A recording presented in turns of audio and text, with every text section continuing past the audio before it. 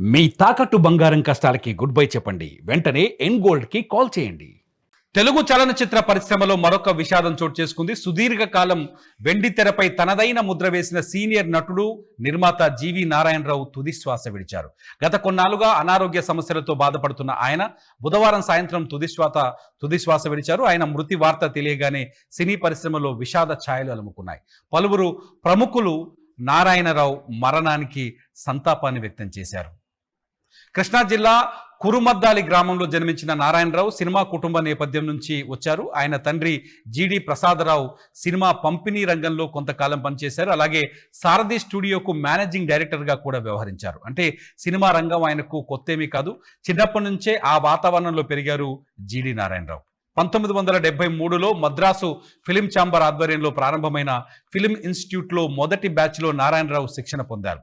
అంతులేని కథా చిత్రం ద్వారా వెండితెరకు పరిచయమైన ఆయన ఆ తర్వాత సుమారు 100కు పైగా సినిమాల్లో నటించారు. అంతులేని కథ, ముత్యాల పల్లకి, అంగడి బొమ్మ, చిలకమ్మ చెప్పింది, గ్యాంగ్ లీడర్, హిట్లర్ వంటి పలు విజయవంతమైన చిత్రాల్లో ఆయన నటించారు. చిత్రాలన్నీ తెలుగు సినీ చరిత్రలో ప్రత్యేక స్థానాన్ని సంపాదించుకోవడమే కావడం విశేషం. నటుడుగానే కాక నిర్మాతగా కూడా ఆయన తనదైన శైలిలో పనిచేశారు. దేవాంతకుడు, ఇంటికో రుద్రమ్మ, యముడికి మొగుడు, పెళ్లి నీకు, శుభం నాకు వంటి చిత్రాలను ఆయన నిర్మించారు. ఆ తర్వాత కాలంలో టీవీ సీరియళ్ల నిర్మాతగా, నటుడిగా కూడా చురుగ్గా వ్యవహరించారు జీవి నారాయణరావు.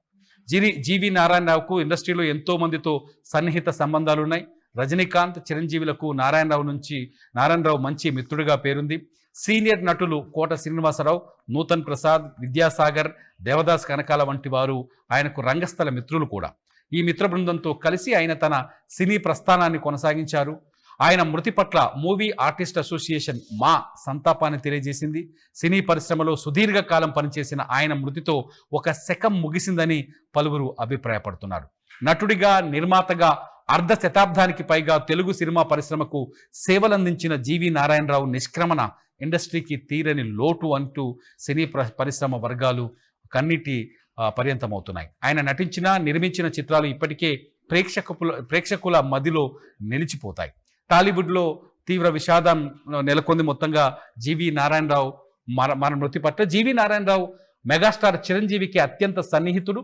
ఆయన ఏదైతే యాక్టింగ్ బ్యాచ్ ఉందో మద్రాసులో ఆయన చిరంజీవి నటన నేర్చుకునే సమయంలో అదే గ్రూప్లో జీవి నారాయణరావు కూడా ఉండేవారు. ఇద్దరు చాలా సన్నిహితంగా ఉండేవారు ఇప్పటి వరకు కూడా. అంటే చిరంజీవి మెగాస్టార్గా సినిమా ఇండస్ట్రీలో ఉన్నత శిఖరాలకు ఎదిగినప్పటికీ తన స్నేహితుల్ని ఏనాడు చిరంజీవి వదులుకోలేదు.